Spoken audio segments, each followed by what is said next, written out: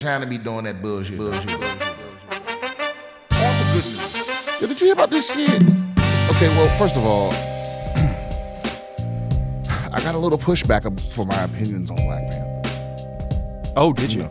Well, it's one of those things where you can't, because like I said, the memorialization of Chadwick Boseman is so attached to the film that it's almost like you can't really criticize the film without making it, without seeming irreverent, or at least more irreverent than you plan on being. But my question to all you folks out there is this: or maybe I said this last week, but if Chadwick Boseman had not passed away, and he was not in that film for some other reason, like say he had a fallout with Marvel or whatever, sure, and you got the same film, how would you feel about that film? That's what I'm trying to say. Is I thought on it, and I'm trying to better articulate my problem with the film, because it wasn't all like completely horrible. It wasn't the worst Marvel film, but Well, wait. Let me ask for some clarification here. What did you say, and then what was the pushback? Which is on here. I said I didn't like it. Oh, okay. And that was the pushback was against that. Okay. Right. And my thing is because I feel like. Like, if you compare the death of the Black Panther to Iron Man's death was, because the movie was about grief, right? And Iron Man's death was an earned death that happened in the story, throughout the story. And I felt like this movie was trying to take the real life death of Chadwick Boseman and sort of take that emotional capital and give it to the Black Panther story, even though it wasn't a part of the story. His death wasn't. You understand what I'm saying? He didn't die like in battle. He didn't die to save His death was prologue. Right. Prelude. Right. It wasn't. It happened off screen. Right. And which I guess literally off screen. And I understand. They damned if they do. They damned if they don't. I mean, right. A lot of people were like, you got to recast, and I think I'm in the recast camp. But some people are like, I literally have hashtag recast the T'Challa movement in my notes for today to talk to you about. Yeah, I thought that was the better way to go. Some people say that's what he would have wanted, but I don't like to go down that road. Right. But to make the movie without recasting Black Panther means that you have to.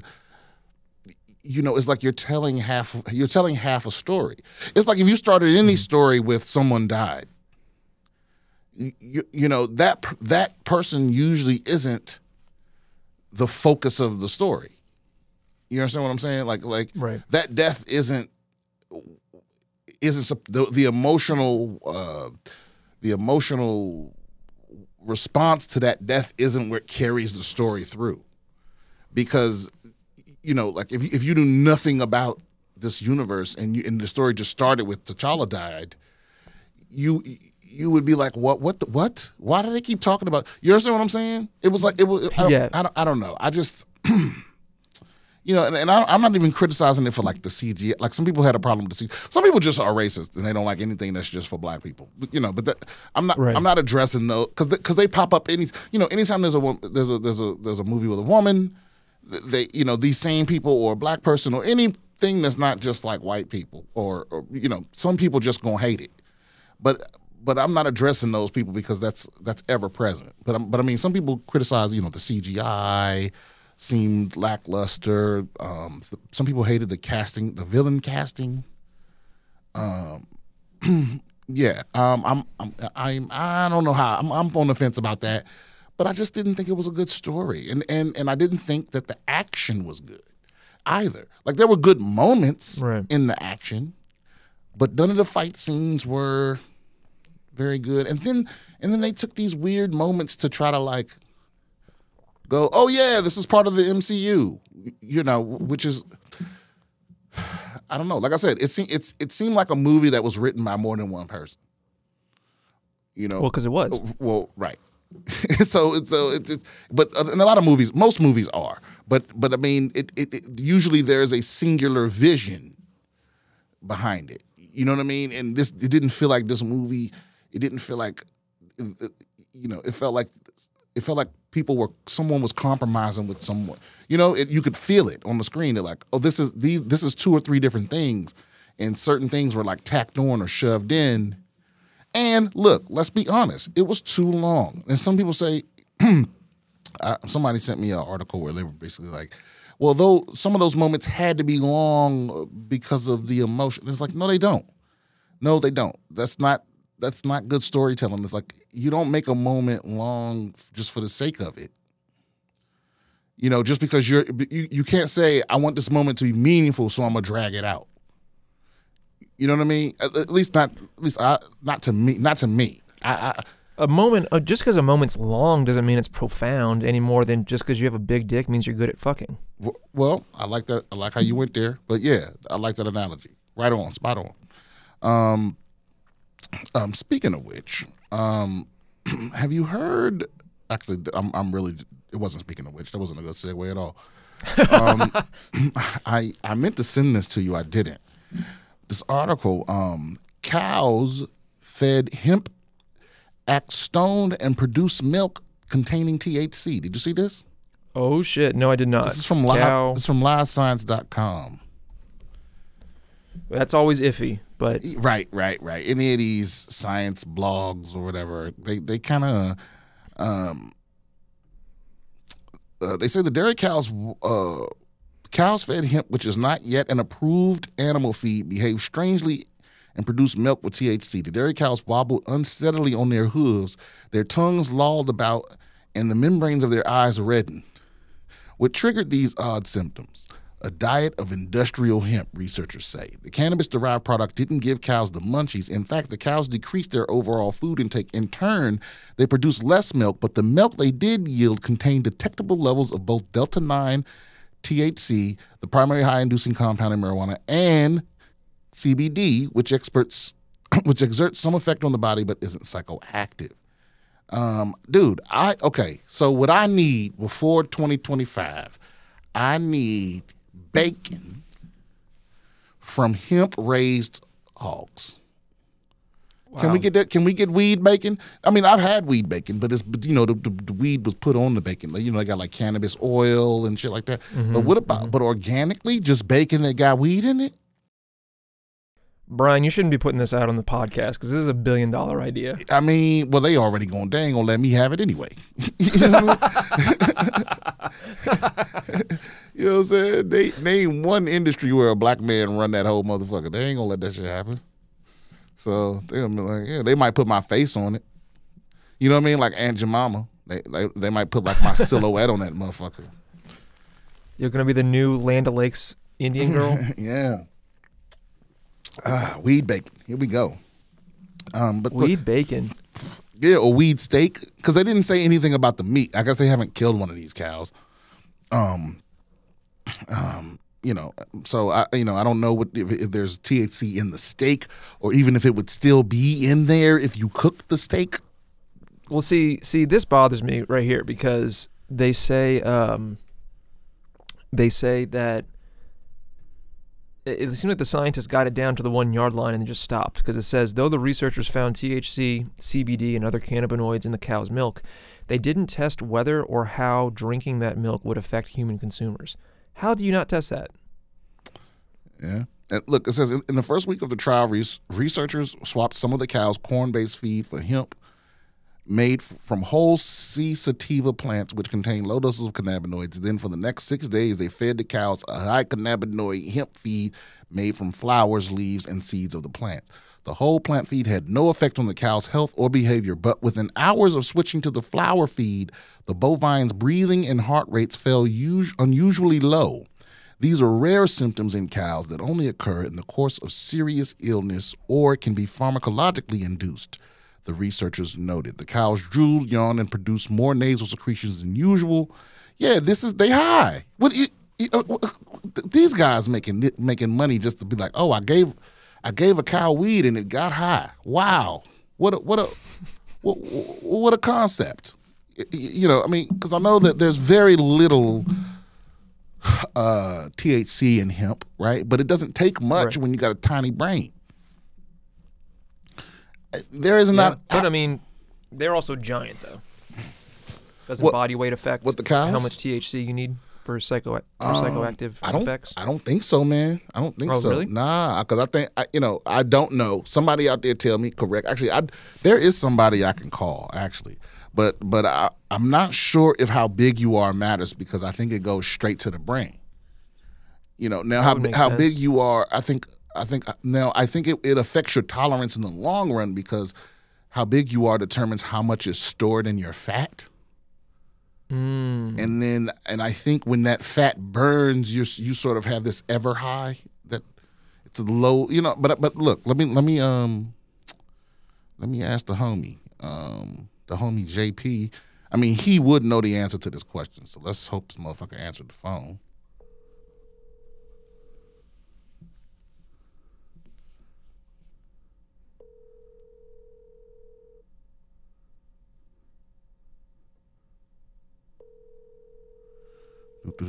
Everybody loves me. They always pick up when I call. That's not true.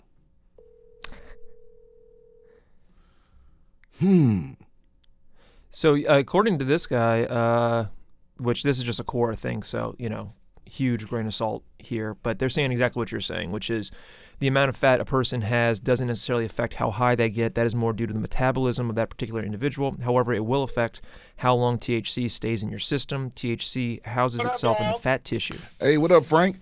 Hey, this is the homie Frank. Hey, you on the podcast, bro, so Oh, shit. Hey, but look, I called to ask you a quick question. Of course. So have you seen this article where they gave cows, they fed cows hemp, and then the cow's milk had THC in it? No, I did not read that article, but that is the thing. All right. Well, look here. So we're sitting here discussing it on the pod, but the question came up: Does how fat you are affect? Because I said it doesn't take much to get cows high because they have little brains, and then the homie said, "Well, they're huge," and I was like, "I don't think that affects how high you get. Like if you 300 pounds and you never smoked weed before, and I give you a little bit, you're gonna be high as a motherfucker, ain't you?" I think a lot of it has to do with like metabolism and how your body digests THC and breaks it down into whatever the other thing it turns into when you eat edibles. Okay, so, that's what the article. That's what he said when he looked it up. Yeah.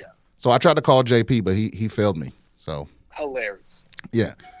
But thank you for that. I'm gonna holler at you when we done. Oh, for sure, Doc. All right, peace. Yeah, so that was the homie Frank Castillo. You can follow him on social medias at Frank. He was the champion of roast battle, I believe, season 2 or season 1. And he has a dope podcast called Peaked, where they get you super fucking high to your mind. I've been on it a couple times. And JP is the weed expert on that podcast. So, like, this motherfucker will break down the strain and the origins and what it was crossed with and all of this other shit. So that's why I called both of those people, because their whole thing is weed. Their whole lives are weed. They all into the weed world. Brian, what do you think about all the like health craze around CBD and CBD extract? I mean, I think it helps. I mean, because look, we in a nation that need to relax. We need to relax. Because I don't know, man. I think we're more stressed than I think previous generations of adults, because everything is so uncertain. Mm-hmm. So does CBD cure this and cure that? I don't know, because for my whole life, stoners say that they say weed's a cure for everything.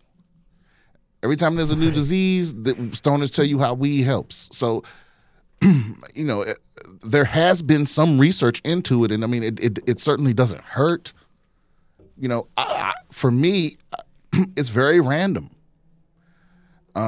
Because sometimes I find I enjoy weed the best when everything's fine. Like if I'm already a little anxious and I get high, it makes my anxiety go up. If I'm feeling good and I smoke weed, I just keep feeling good, no anxiety. You know what I'm saying? but Right. it can have the opposite effect. And for me, it had nothing to do with the strain. Because I remember, bro, I had this weed lemonade called Canade. You know, you throw a couple drops in a cup of tea, you know what I'm saying, and it just tastes like iced tea, but it's going to get you real, real high. And, you know, and it's like 2 days in a row. One day I felt great. The next day I was like, I got to go to bed before I fucking make a mistake. You know what I mean? Right. So, and it was the same bottle. And I know that, like, you don't know, you know, the label can say whatever the fuck it wants that there's X amount of weed in there. But, you know, you never know if you're getting, you know, it's like when you get one of them candy bars and it's broken up into 10 zones and it tells you, oh, each piece is, you know, 5 milligrams or 10 milligrams. Like, you don't know that. If it's exactly 10, you know, maybe the piece you broke off is 15 or 20 and there's another piece that got none, you know, or something like that. Right. So it's very, I don't know. I take it with a grain of salt. I'm not smoking weed to cure nothing, you know, but, Right. but how can you, I mean, anecdotal evidence isn't completely bullshit, right? I mean, you got somebody with cataracts or cancer or whatever, and they go, this the only thing that helps me feel good. Or this, you know, and I know, like I told you, when I know plenty of veterans where their damn, you know, weed or shrooms or something is the only thing, you know, they've already tried 10, 15 medications, and not that none of them help, but the weed is the only thing that help and don't have severe side effects. You know what I mean? So, you know, I don't think they would lie just so they could get high, but maybe they would. You know? I mean, I just always wonder about how effective CBD actually is, because it's like I've taken CBD supplements or whatever before, and I don't really feel much effect from them. But just because I don't feel any effect doesn't mean that other people aren't. I mean, everybody's gonna metabolize it differently and have different outcomes and uses for it. So, well, I'll tell you one thing that it definitely does is it helps curb the intensity of a high sometimes. So like if I'm taking some real strong weed, I'll throw some extras because there's already CBD in it. Yeah, but it does. It's not an anti-high. It doesn't make you less high, but it makes it. It takes off that overwhelming feeling that because I get that. I don't know about other people. But sometimes I'm like, I'm way too high. You know, like I can't handle being this high. I'm gonna have to go to bed. You know, but you take some CBD, it takes the edge off. Yeah, I think it kind of acts a little bit like it's not exactly the same, but sort of like how methadone interacts with the same molecules as heroin. Right? But it don't get you high. But methadone doesn't get you high, right? But it does prevent you from having withdrawal symptoms from heroin because it interacts in some ways with the same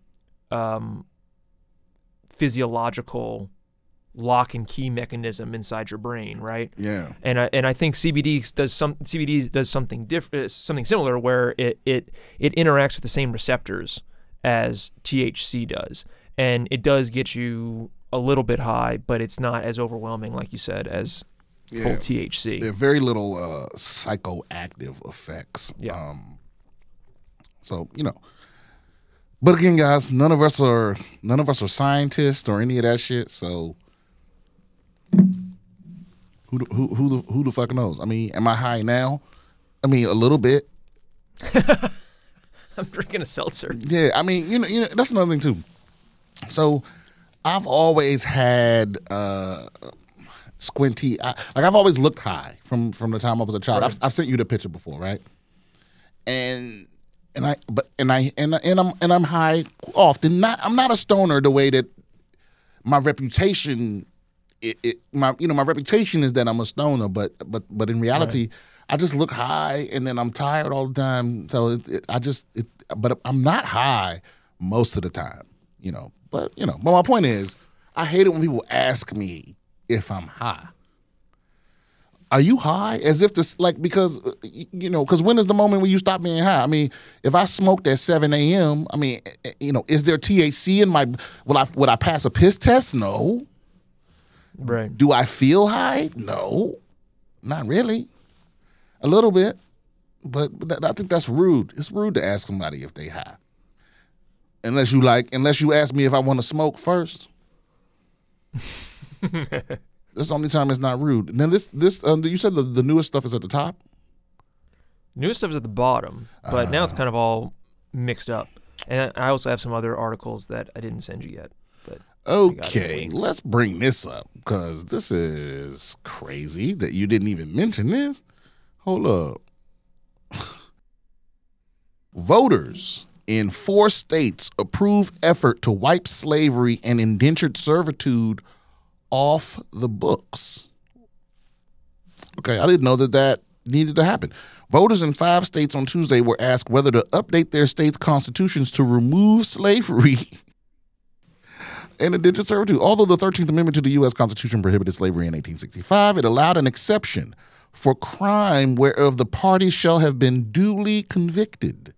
And the proposed amendments ask voters to either explicitly rule out slavery and indentured servitude as potential punishments or remove the terms from the state law altogether. Voters in 4 states agreed to strike the punishment from the books, CNN projects, while the effort fell short in 1.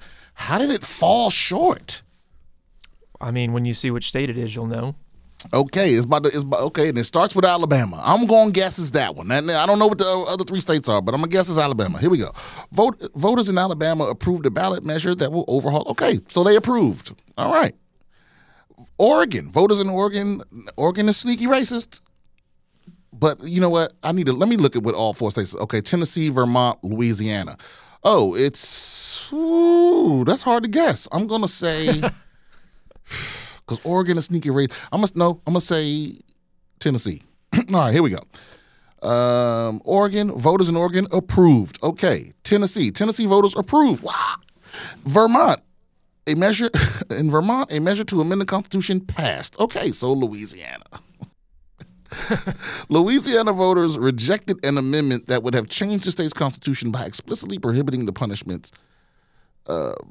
Louisiana voters had been asked to mark yes or no to the question, do you support an amendment to prohibit the use of involuntary servitude except as it applies to the otherwise lawful administration of criminal justice?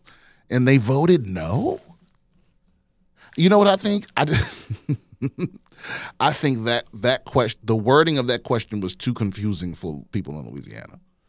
That's correct. I mean, listen. Look, I'm not saying Louisiana is stupid or nothing like that. But listen, their chant for their football team is who that? You gotta if you're gonna word a ballot measure, it's gotta be, along those terms of like something you can holler and whoop, baby. Right. Also, something you should know about Louisiana is if somebody from Louisiana calls you baby, it don't mean nothing. It doesn't mean anything. It doesn't mean they flirting. They might be, but it doesn't mean. It just means. It's like the way New Yorkers say yo, they say baby. They hey baby, come here baby. It doesn't mean they're not extra sweet on you or nothing like that. That's just they call everybody baby. It don't mean nothing. That's a lesson that some of y'all might have to learn the hard way if you didn't hear it here first. So just know that. But yeah, I think to go, do you support an amendment? See, that's already amendment to prohibit the involuntary servitude. Otherwise, administration, criminal. That's 6 3+ syllable words in a question that you asking the majority of the people. I'm thinking maybe people were just confused. Like, ask them a straight up question. You good with slavery, baby? I think you would have got a different. That's all I'm saying. I'm just saying. I believe the people of Louisiana would have voted the other way had they fully all understood this. There's no way that's not going to come off as insulting. So I'm just going to stop trying. Maybe the person who initially sponsored the legislation, was it Kanye? No, I wasn't guessing. No, but they withdrew their sponsorship of it. Why? And well, their argument does not make a lot of sense. Their reasoning does not make a lot of sense. They said, here, let me pull up who it is. But their argument was that it would potentially be used to expand slavery. which I don't really understand the argument there. Here, I have this. Let's see. It says in Louisiana, 61% voters rejected the amendment that would have changed the state's constitution by explicitly prohibiting the punishments. Louisiana State Representative Edmund Jordan sponsored the ballot initially, but later urged voters to reject it. Jordan, a Baton Rouge Democrat, said he turned against the measure after realizing the language was too ambiguous. Jordan said he did not want legal challenges to be left up to the court's interpretation of the law. He hopes to put a revised amendment on the ballot next year. It's too serious of an issue to leave up to the courts, Jordan said. By failing to pass it, we're no worse off on November 9th than we were on November 7th. I fully intend to bring it up again. Okay, well that's gonna help a whole bunch of people for sure. If that's your focus there, Jordan. All the slaves that need to be freed down there, Well, so we should explain exactly why this would need to be passed in these states. Okay. Right? Yeah, clue me in. So 13th Amendment was passed in order to essentially create a constitutional right preventing you from being enslaved. But the exception that's contained in the 13th Amendment is that if you are convicted of a crime, then you can be pressed into involuntary servitude. So you can basically be made a slave of the state if you are convicted of certain crimes. And in Reconstruction and Jim Crow era South, they would arrest black people and then basically make them slaves again. Right, and they would arrest you for even just things like vagrancy, vagrancy laws and loitering laws and sundown laws were put into effect so that just existing while being black could be criminalized. But you could be arrested. But is that a pressing issue at the moment? I mean, yes, it is. Is that still happening? Is what you're saying? Yes, it is, because all of these state penitentiaries where they have people stamping license plates and working call centers for 10 cents an hour. Fast fashion. Or if you look at fast fashion, or if you look at Louisiana State Penitentiary, which is formerly known as Angola Prison, they're straight up working in fields with white overseers with rifles on horses. And they have black house serving white judges in the governor's mansion. So wait a minute. So then why does this guy? What's his name again? The guy that Edmund Jordan. So why is he saying that we're no worse off today than we were yesterday? Well, I mean, I guess he's technically correct because he's like, an extra day of slavery is. Yeah. I mean, you can. I mean, this motherfucker's like, I want this to stay the same. Because the wording's off. I mean, imagine being a slave and you're like, yo, here we go. What you mean? What you mean you don't like the way it's worded? Get me the fuck out of here. I don't know. It's crazy to me. Just for me, but that's my problem with Democrats is it's like it's like this righteousness that has to come along with the progress. It can't just be progress. It's got to be like, I remember, I forget who said, don't let, I heard Obama quote someone, but I don't know, I forget who it was, but he was like, don't let perfection be the enemy of good. It's like, how you gonna let a motherfucker stay a slave because of the way it's worded? And you worded it, motherfucker. What you mean? You changed the mind of a bill you wrote? That doesn't. Oh, he sponsored, not wrote. My bad. Okay. Voltaire was the one. It's popularly, don't let perfection be the enemy of the good. Who was it? Voltaire? Attributed to Voltaire. Oh yeah, Voltaire is another one of my favorite quotes. Anyway, I'm going out on a limb here, but this next story may circle back to this. KFC, Kentucky Fried Chicken, apologizes for Crystal Nut chicken and cheese promotion. What the fuck is Crystal Nut? Firm messaged German customers to suggest they commemorate Nazi atrocity by eating its food.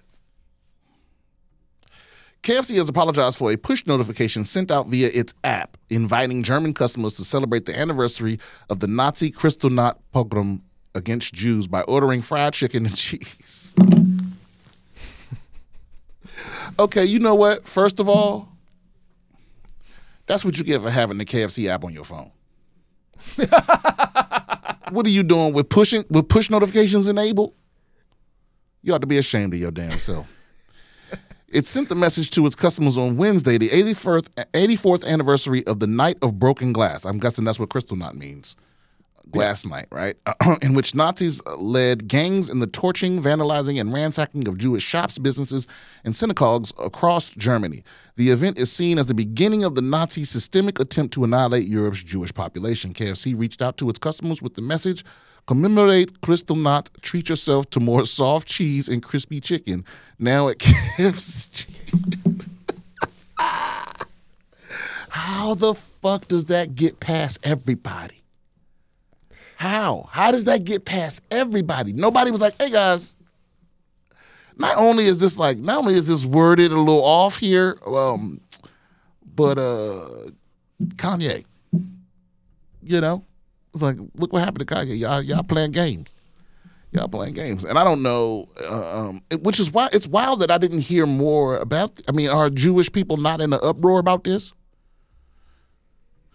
I think people were, it became pretty obvious pretty quickly that it was some automated thing, right? Where it probably just pulled holidays off of some standardized calendar, and so it would automatically populate those push notifications with that. But there's your mistake right there. You can't leave that up to... Yeah, but somebody still wrote that. It's true. Somebody still commemorate Kristallnacht. Because that's like, that's like having like, oh, well, celebrate the Holocaust by getting this bucket of chicken. It's like, how you gonna commemorate an atrocity? That doesn't make sense. Or am I using that word? What is the technical definition of commemorate? Who fucking knows? Because it was in German, probably. You know. Yeah. I didn't even know first of all, I didn't even know we had KFC over there, to be honest with you. Dude, KFC's everywhere. KFC's huge in the UK for some reason. No idea why. Really? Yeah. Yeah, and they love it in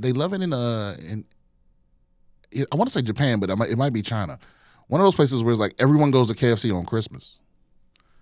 And really? Yeah. It's one of those two countries. KFC on Christmas is like a big deal because I guess Christmas is not a big deal. I don't know why it is. This is a CNN article. It says how KFC became a Christmas tradition in Japan. Japan, okay, yeah. I have no idea why. Maybe you can skim it right quick.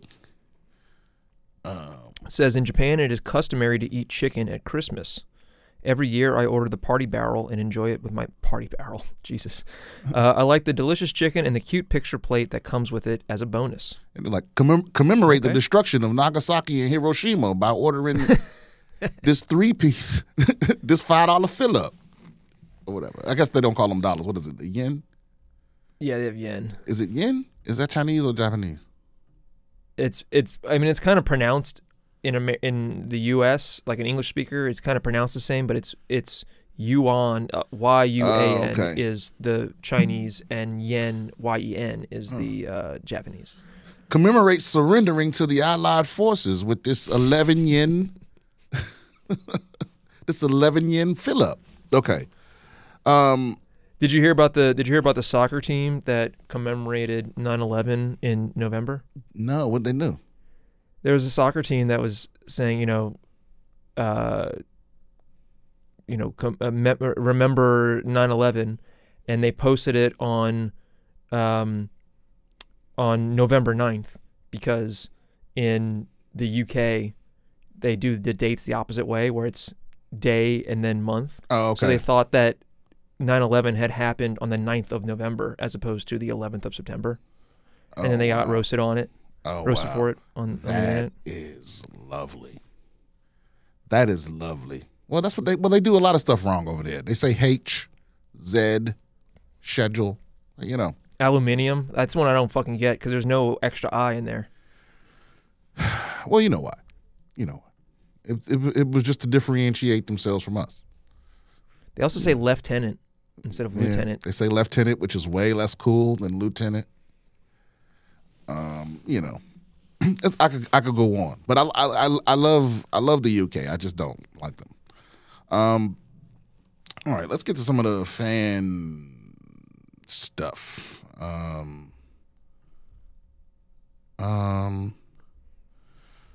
Did we do this? This is from Matthew. It says, hey guys, I enjoyed the episode when you took the philosophical morality quiz. I was hoping you could weigh in on this hypothetical question a friend and I have been furiously debating for years now. A demon appears before you and reveals that your good friend and podcast producer Rob will die within the next 3 days. The demon says he will spare Rob from his early demise if you allow the demon to cut off your dick. Please rank these response options from most likely to least likely before reading the ultimate question. Okay, so that's not the ultimate question? All right. A, you agree to have your dick removed to save the life of your friend. B, you agree to have your dick removed, but only if Rob also agrees to have his dick removed. Okay. Or C, you send flowers to his wife and start looking for a new producer. Now, the ultimate question. Is it ever accepted? Wait. It says, please rank these response options from most likely to least likely before reading the ultimate question. Okay, you're right. Follow instructions. Okay, so I'm going to say, hold on, from most likely to least likely? Okay, well, I'm going to say, that's tough, man. Well, B's last, right? Okay. I mean, that's ridiculous. It's like, we two fellas, we can come out of the situation and one of us has a dick and we both alive. That's pretty much what it is. Or we can come out of the situation and neither of us has a dick. Right. Or you die and I live and I keep my dick. Right? That's a tough one. So I mean, I know B's third because that's the most nonsensical. Right? Or any disagreements? Okay. And I think you need to weigh in on this one as well. You got a mic? I'm pulling Josh in? Yeah, I'm pulling Josh into this one because, the more the merrier. I feel like when we're talking about losing penises, every man within earshot, they have an answer burning on the tip of their They get a vote. Yeah. Well, not a vote, but they can be heard. Yeah. All right. So he's in there. All right. So B's last, I think. Rob, I think A has to be 2 and C 3. I mean, no. A is 1. C is 2 and B is 3. You're a good friend. That's tough. Am I? It's Rob though, right? Yeah. Okay. I'm sorry, Rob. I don't know you that well, so to give up my dick is a lot. No. But I think it's just a good friend. It doesn't have to be Rob. But the question posed to me was as if it was Rob. Well, but Josh brings up a good point though, that if you change it to a stranger, that could, or just an acquaintance, then that could change the. Oh yeah, because I'd be like, yo, what? Calculus. Like, yo, what?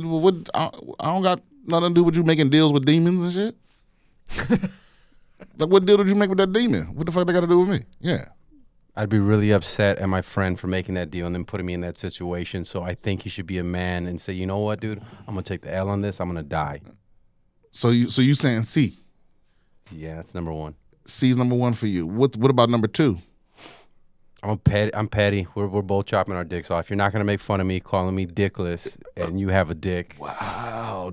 So B's 2 for you. I think this is more telling about who my friends are than the actual question. Right. See, yeah, because I would need to know, like, why is this demon about to take your life? What deal did you make with the demon? Because that matters. If you're just innocent, then I think I could sacrifice my dick. But if you got something out of this deal you made with this demon and now he coming for you, I'm not giving up my dick. Like, what did you do? How you fumble that bag? I don't know. So y'all ready for? What about you, Rob? Did you rank yours? I think you have to. You have to go. A is number 1. A life is it's life over limb, right? That's what they say. That's what they say. Yeah, that is what they say. I think that C has to be number 2. I think that B has to be number 3 because I just don't see any benefit of both of us getting our dicks chopped off. Okay. But okay, let me flip it then. Now it's not your friend. Now it's your father figure. No. It's your mama. My mom's going to die unless I chop my own dick off? Yeah. I mean, I guess I still have to... I'm like, Mom, you've lived a long life. Yeah. I don't even got no I mean, grandbabies. here's the thing. For my mom, I think I still have to get the dick chop to save her life, but I don't think I would do it for my grandma. No She's way. 90. Yeah. She's 90. In 85 and 80 and up, you know, we're gonna have a nice funeral for you. All right, can we move to the ultimate question? Y'all ready for that? Yeah, let's move to the ultimate question. The ultimate. How is that not the ultimate question? The ultimate question: is it ever acceptable for anybody to have option B ranked anywhere but as your least likely response?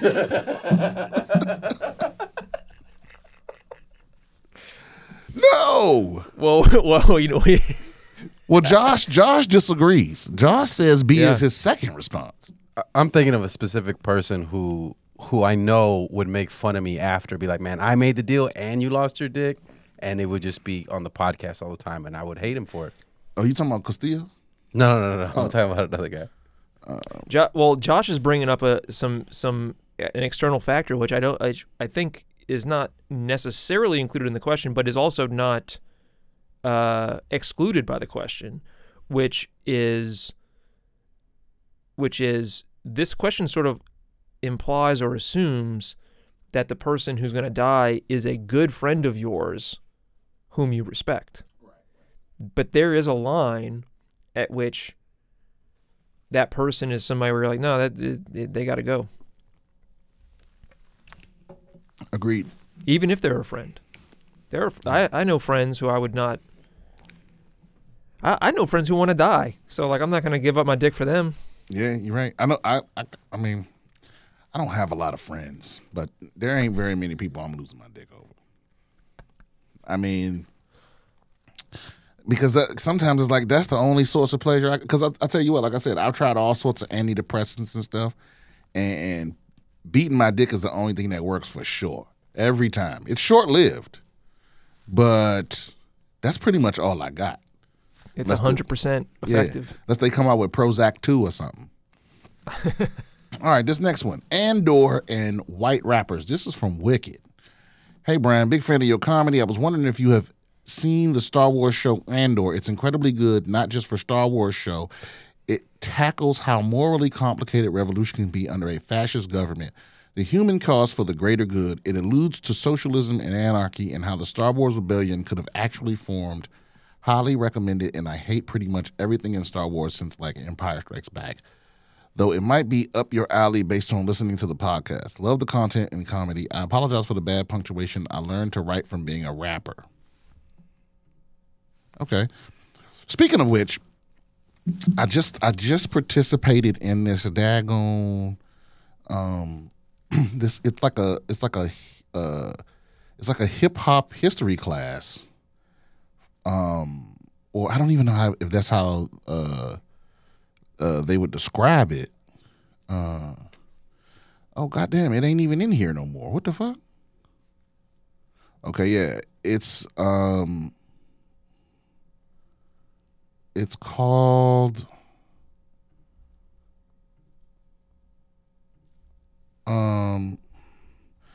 Pendulum. So Pendulum Inc. So PENDULUMINK.com. And they do like the history of hip hop and all this other stuff.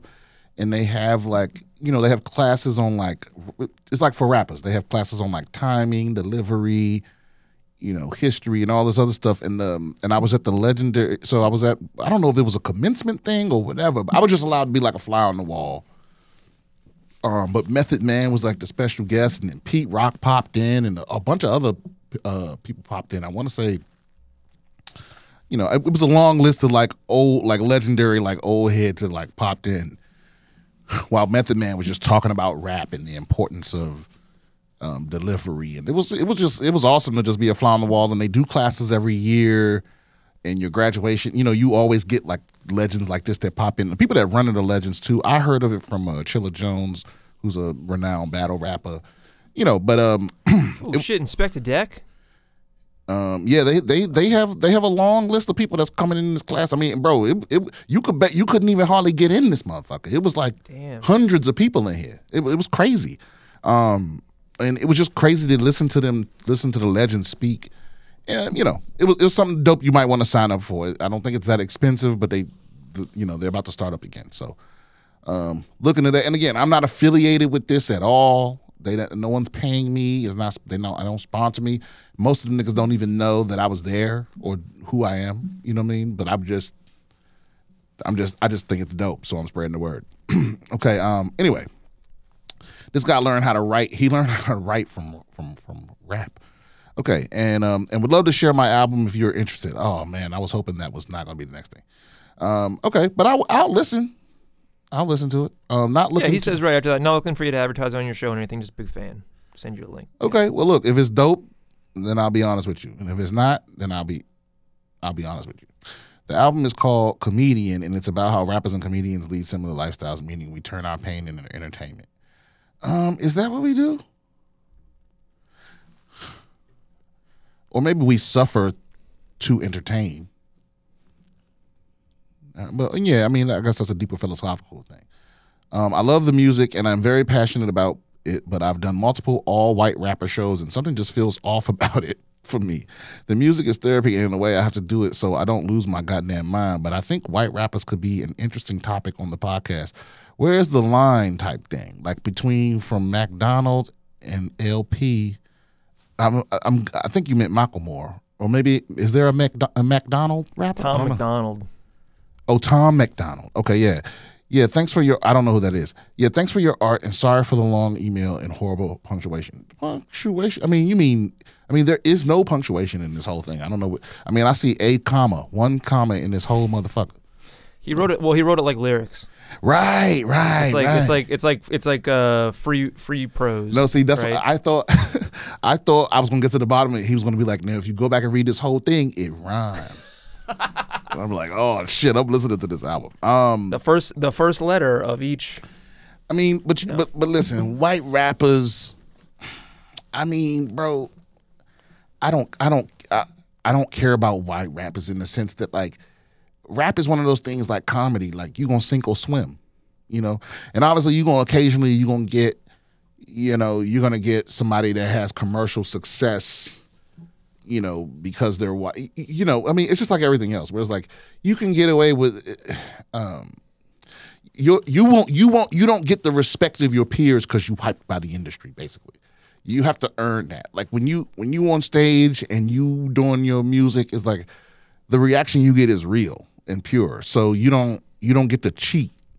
You know what I mean? You got bars or you don't. You know what I mean? It's like like I said, like sitting in that class and listening to them, because there was some white rappers in this Zoom, you know, and you know, sitting in that class and listening to Meth like break down bars and stuff like that, and you hear the excitement. And the thing is, most of the rhymes he said weren't his. They were like, he was like, "Oh, I love this bar from over here," and he knew it all the way down to the delivery, and it's like that kind of stuff. Because we do that too in comic, where when we hear a good joke, it's like the reaction, the biggest compliment you can get is, "Oh, I wish I would have fucking thought of that."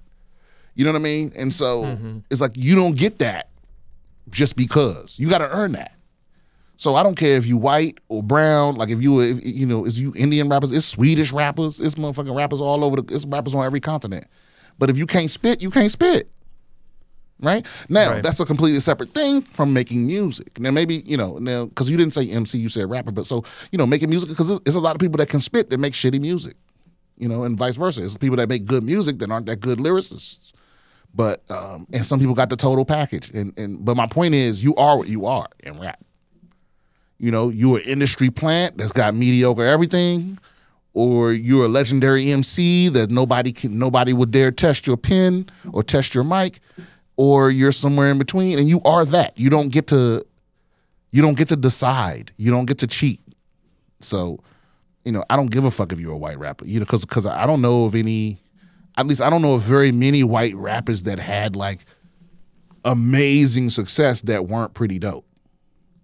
Because when you say, what comes to mind is like Eminem, Mac Miller, He mentioned LP from Run the Jewels. Oh, which, LP. Yellow Wolf was pretty cool for a little bit. Post Malone? I think a lot of the you can name a lot of white rappers who have sort of flash in the pan success, right? Right. But like legendary they don't status, have staying power. No, you don't get you don't get legendary status in hip hop unless you earn it. It's just that simple. Right. Yeah, right. You don't get the flex. You can't go up on Sway and be out there bullshit without. I mean, even black rappers get ate up on there. You go in there with some whack shit, and it is what it is. Okay, I think that's all. Oh, no. Wait a minute. Have you watched Andor? He mentioned Andor. Have you watched Andor? Yeah, no, I have not seen Andor. I have. I've heard a lot about it. But like you said, man, it's like I haven't really been excited for Star Wars in a long time. I watched the Obi-Wan joint too. But honestly, listen, the only way they're gonna get me back in is if I hear Grand Admiral Thrawn is in that thing.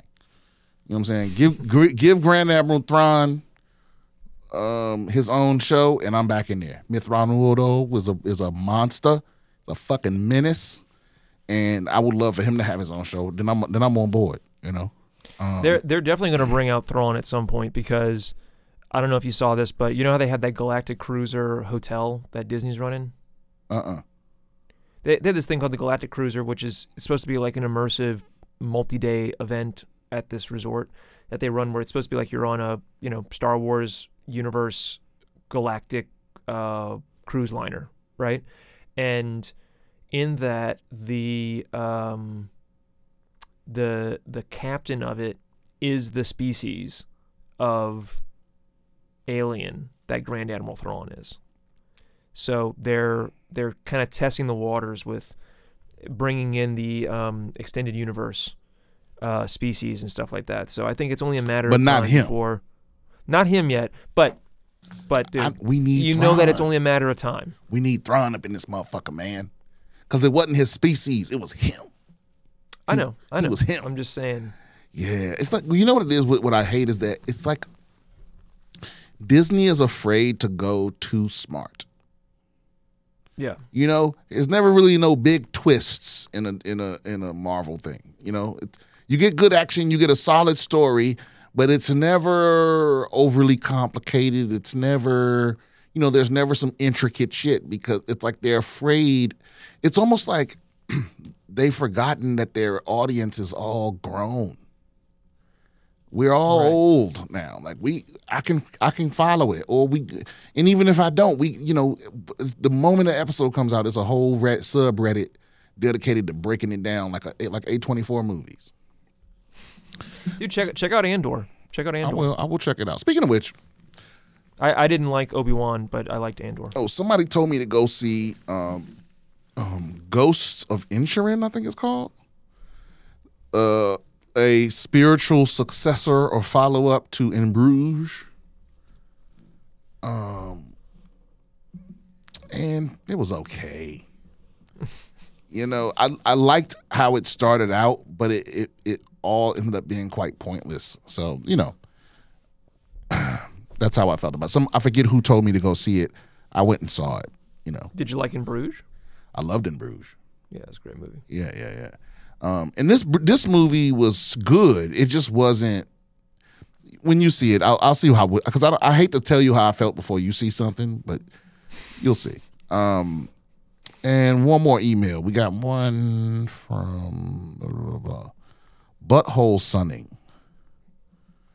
Does science back it up? Okay, this is from Lucas. So he just sent me a link to an article. Please don't harvest solar energy with your butthole, say scientists. Okay, all right. I mean, I don't know who was doing that, but here we go. Why did you? Okay, there's probably a joke here somewhere. There's a lot of jokes here. Something about getting a tan where the sun don't shine. But the real question is it a laughing matter that people have taken up perineum sunning, or is this something serious? Perineum tanning, for those unfamiliar, is exposing the area between the anus and the scrotum or vulva to direct sunlight. It's also called butthole sunning.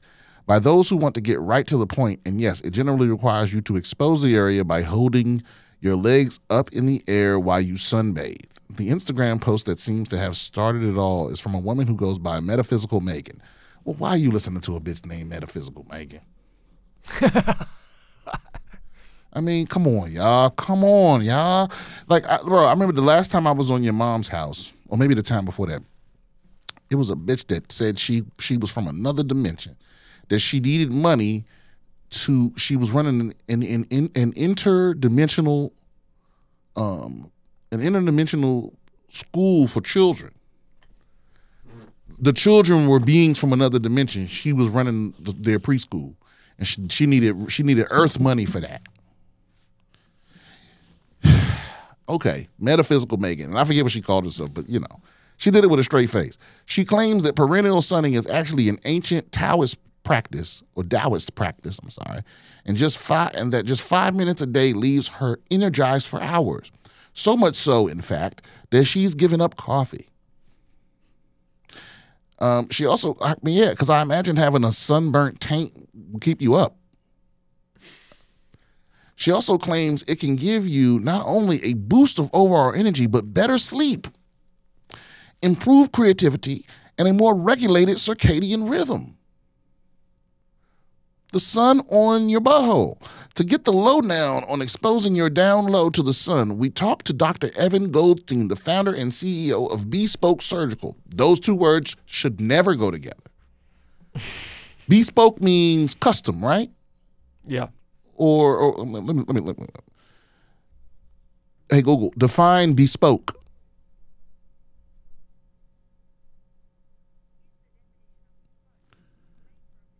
Yeah, made for a particular customer or user, making, So Dr. Evan Goldstein, the founder and CEO of Bespoke Surgery. Now, listen, I'm going to say some things about Dr. Goldstein. None of this has anything to do with the fact that it might be Jewish. Okay, it's just because this is stupid. Okay, the leading private practice specializing in an elite standard of sexual health and wellness care for the modern gay male. Wow, that's very specific. So he's a bespoke surgeon leading the private practice that specializes in an elite standard of sexual health and wellness care for the modern gay man specifically. Okay? Get you a little prostate massager, like implanted. You know what I'm saying? And you can just push a button during times of stress. You know, just bust a nut in a meeting. Oh, I agree. You can do that. Okay. I don't think you have to be a gay male to enjoy that, Brian. Well, no, but what is he doing? What else would he be doing? What surgeries does he do to give you an elite standard of sexual health and wellness? He might just mean regular sexual health, but it says surgical, bespoke surgical. So is he? I mean, are we saying penis enlargements? Are we doing anus looseners, or does he have everybody? Does he have everybody with UV lamps on their buttholes? Oh, okay. So he's also the co-founder of Future Method, an entirely new step-by-step approach to sex care with formulations backed by science. What is backed by science? Okay. Dr. Goldstein doesn't shy away from taboo issues or dispelling stigmas around sexual health and has become the go-to anal expert in mainstream media. Okay. That is something to aspire to be. You know, if you're going to be a go-to expert in anything, it should be anal. You know? But I feel like that's a lot of pressure. If you're the go-to anal expert, you got to make everybody come every time you fucking them. You know, you got to do it. I'm looking at the website for Bespoke Surgical. It looks like they mostly specialize in laser hair removal. Oh, okay, all right. Well, but how is that specifically for gay? Okay, you know what? Whatever. I mean, and do you have to prove you're gay? I don't know. Whatever. If any real benefits to what is essentially the opposite of bleaching your asshole exist, Dr. Goldstein would know about them. Would he now? It's unclear whether this is actually a wellness trend that's taking off. The hashtag butthole sunning that micro-influencer Megan used herself only has 189 photos. not all of them relevant. If it were actually an ancient Taoist practice as making claims, it could be said to have been followed by many people ages ago, but everyone seems unsure about that too. Megan later followed up with another post and claimed perineum sunning is an ancient Taoist practice that originated in the Far East. In Taoism, the perineum, or Huiyin, is called the gate of life and death. I believe it's perineum, but yes. Oh, yeah, you're right. It is it's the perineum. I'm sorry. Yeah. That is how you say it. Hold on. This is the gateway where energy enters and exits the body. It's definitely exit out there. I don't know about the rest of that. She goes on to explain that she learned about this through my studies. Yeah, guys, you know those people that do their own research. Through my studies of Taoism and tantric practices, and that Mantak Chia speaks about this in his work. The post did go viral, but the trend doesn't seem to have any traction. Even the reports of actor Josh Brolin attempting the practice have been questioned. Look, guys, you know, and that right there goes to show. I mean, bro, there was a trend of people eating fucking Tide Pods. Mm-hmm. Remember planking? People were balancing. You know, people ain't with the pointing their buttholes at the sun, bro. They not with it. I don't feel this catching on. I mean, anything that involve your ass outside, you know, you're taking a whole bunch of risk. Because listen, I don't know, everyone that's been deployed knows this feeling, but you know, a fly landing on your butthole is going to ruin your week.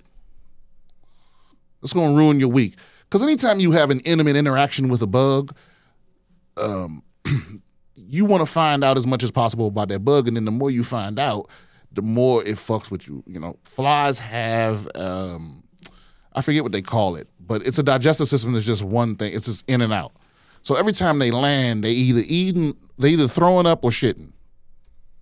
You know, because they regurgitate and then suck it back up. And so every time they land, they throwing up or shitting. And so, you know, you have a fly land on your butthole, and I'm telling you, you know, is that worth you having a tan butthole?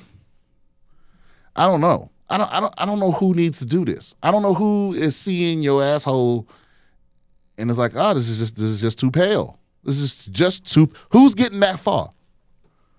Who is meeting you on the apps, meeting you for dinner, having small talk, chit chat, being a little vulnerable, taking you back to their place or going back to your place, you know, having a glass of, you know, working their way in, knocking down all the barriers, getting in the bed, clothes off, butt naked, and they go to eat your asshole and go, wait a minute. You need to get outside. You need to get outside. Your asshole is not brown enough. We only do, you know, I needed to look like a twice baked potato back there. You know, I'm going for more of because I thought people were bleaching their assholes. Now people want their assholes to look like like a hash brown, you know, but the corner one. They want to give their assholes the bad baby treatment. Yeah, this is crazy. I think they should have called it dolozoling. When you turn your... Now, Brian, what if a demon comes to you and says, listen, Rob's going to die in 3 days. But you got to get your butthole tanned? You got to get your butthole tanned. Oh, yeah. I would bake my butthole for you, buddy. Oh, okay, thank you. Yeah, to save your life. Back at you. Yeah, that's painless. But, you know, I'm not doing it for my leisure.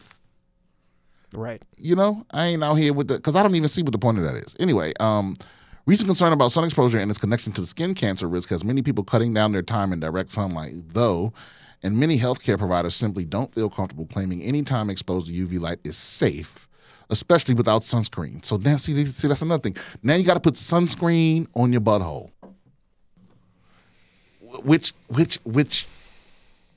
kind of defeats because you could just keep your clothes on. You know, so you got to protect your butthole from the sun. I mean, listen. Biology has already done that, you know? And listen, some of us are blessed with more butt cheek than others, right? But even the most, you know, even the most 1970s white girl booty. Even the most Hank Hill motherfucker on the face of the planet. Even the most flat back, you know, the full pamper booty where the fat is just in the bottom or like in the wrong place. Even the worst booty is what I'm trying to say. The butthole is pretty well tucked in there away from the sun. Right? It's like I feel like you kind of going against biology here, you know. I don't know. Also, don't all the sunscreens say to like keep out of your eyes, out of your nose, out of your mouth? Like they're not supposed to touch mucous membranes because there's aluminum oxide and all kinds of crazy shit in sunscreen, right? To block the UV. Yeah. I don't want that in my butthole. I don't get it. No, I don't thanks. get it. What is this? Who is this impressing that it's worth that kind of risk? You know? I mean, I know black people aren't doing this. I am 100% sure that there aren't any black people doing this. Also, she calls it an ancient Taoist practice, but there's a billion Buddhists, and I have never heard of any of them sunning their buttholes. I've never seen, because you would think you would see pictures of it. You know, like they meditating with their buttholes just at the sun. I do know that on those. Remember when Tucker Carlson had that crazy documentary about like masculinity in America or whatever, and they had those guys who were tanning their balls? I remember they had that, which of course they were white. Well, yeah. One of the major concerns with perineum sunning is that am I saying that right? Perineum. Perineum sunning is that your skin in this area is thinner and more sensitive, especially for women. This type of sun exposure without adequate protection can lead to the significant burning and irritation with long-term complications of possible cancer formations. We're going to go out on a limb here and say burning and irritation aren't things that lead to healthy libido. Yeah, that's true. You know, if you got a sunburnt butthole, you ain't fucking. I mean, you might. Some people nasty. Some people are into that. Yeah. Metaphysical Megan claimed, against the scientists, that just 30 seconds. Isn't that fucked up that like you can go to school for years and years and years and get your PhD and do all this research and suffer under older scientists stealing your ideas and all this other stuff just to become one of the foremost experts in your field to have to fight for people to respect your opinion as much as a dumb bitch on TikTok pointing at a fucking thought bubble. You can sit over there with all your data, your charts, your Venn diagrams. You got peer-reviewed research. You got published papers, and it's just a bitch on TikTok. Like we have a letter signed by 100 of the greatest scientists from the Royal Academy of Sciences. But on the other hand, we have Lorenzo Lamas from TV's Renegade, who says something different. Oh man, holy shit! Prolonged exposure to an area that's normally out of sight can lead to damage. Yeah, well, Metaphysical Megan says that direct sun exposure. Wait a minute. I'm sorry. Metaphysical Megan claimed that just 30 seconds of sunlight on that area daily is enough to reap the rewards. So how much damage could be done in just 30 seconds? Well, Dr. Goldstein clarifies, can 30 seconds of sun cause damage to your hole? Probably not. I like he goes, your hole. Prolonged exposure to an area that's normally out of sight. Yeah, well, Damn, there's more. Oh, it can exacerbate STIs. There's one clear side effect of sunbathing those sensitive areas. It can make some sexually transmitted infections worse. Well, there you go. You didn't know you had that.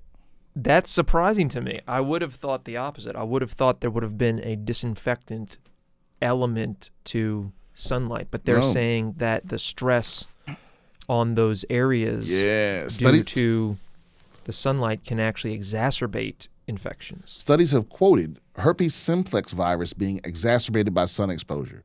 The stresses of anything can cause an outbreak, and if local trauma is noted in that region as this tanning may induce, then in theory, the virus may reappear. And there are studies that suggest that having HPV can increase your risk of developing skin cancer regardless of sun exposure. Dr. Goldstein emphasizes that adding sunlight to the mix could potentially make things worse, just like any cancer formation.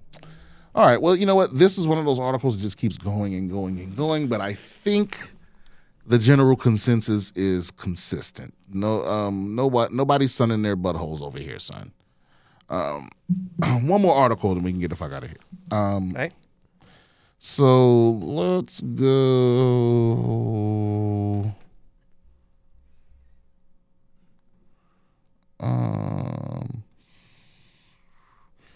Black History Heroes. Wow, we haven't done Black History in a long time. I want to bring back that segment. Black History Heroes. Watch when I go to my YouTube algorithm. This is gonna be the part where people stop watching. Isaac Burns Murphy, the great black horse jockey from Kentucky. When we think of horse racing today, we are hard pressed to remember the time in the sport's history when black jockeys dominated the sport.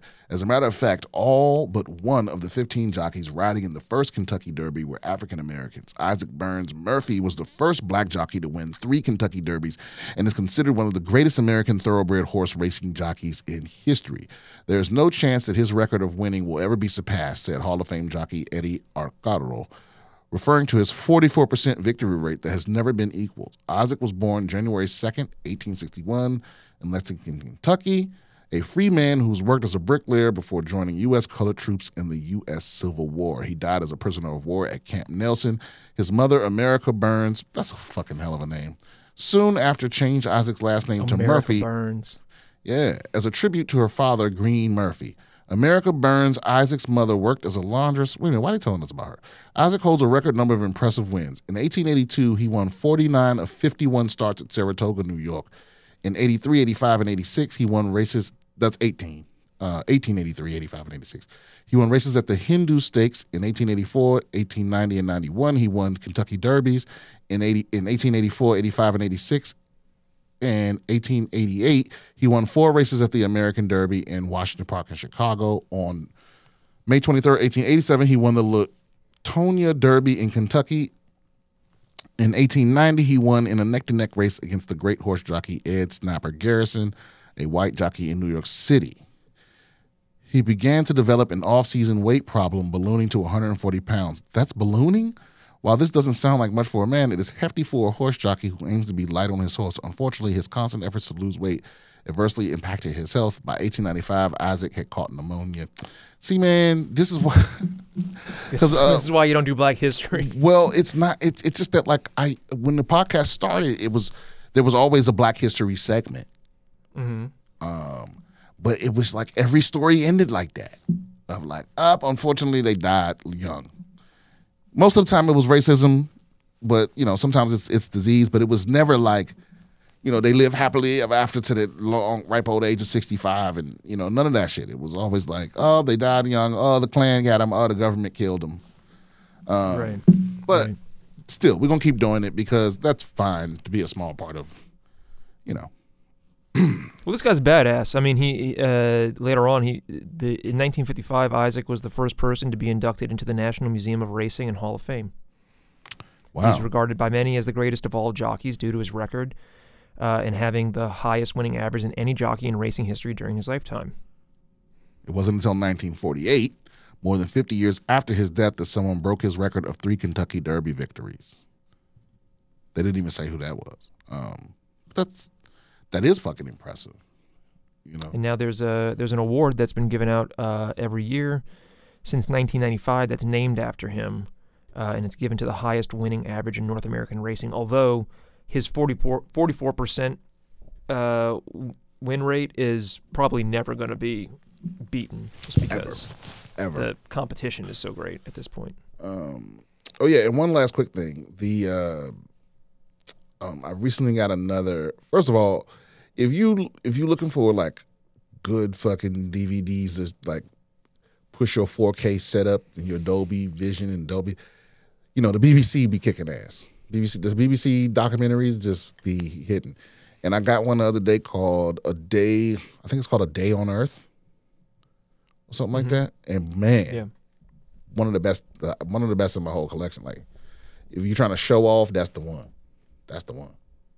Is that David Attenborough? It is not David Attenborough. You're talking about One Amazing Day. One Amazing Day, that's what it was called. Yeah, it's not David Attenborough. It's I think Fry. Cool. Something Fry. Yeah. This says Robert Redford is the English version. Oh, maybe. Okay, maybe. Jackie Chan does the Mandarin version. That's kind of cool. Look, guys, I will be in Raleigh, North Carolina, technically Cary, North Carolina, this coming weekend or next weekend after Thanksgiving. I'll be from the 1st to the 4th, and I'll be in Davenport, Iowa on the 10th. You can go to BS. You can go to BrianSimpsonComedy.com, or you can go to BS Comedian on my socials and click on the link if you want tickets to them things. There's still plenty of tickets left for Raleigh. We gotta move them motherfuckers right there. And then I'll be announcing next year's dates pretty soon, before Christmas. But there's dates for next year. If I didn't come to your city, I'm coming to your city. But it's politics and negotiations and all this other shit. So it's coming. I'm coming. And that's about it. You got anything you need to plug, Rob? Josh? Watch the Josh Potter Show, also on YouTube. Watch the Josh Potter Show, also on YouTube. You have Brian has been the guest. Has been the guest before. I have been the guest on there. I'm a guest. I've been the guest on pretty much everything now. Yeah, that's true. Yeah, I'm gonna be a guest on a big one soon. Oh, and also watch Apocalypse Soon with Eddie Pepitone. I'm also producing that. Eddie Pepitone. And Kevin Tinkin. Oh wow, what a combo! Yeah, they're great. They're fucking awesome. Tinkin's a talented motherfucker. That motherfucker got characters. Anything you want to plug, Josh? Yeah, comedyfrequency.com, and I will be at Monk's Jazz this Saturday, headlining 2 shows here in Austin, so come check it out. All right. Time to be doing that bullshit.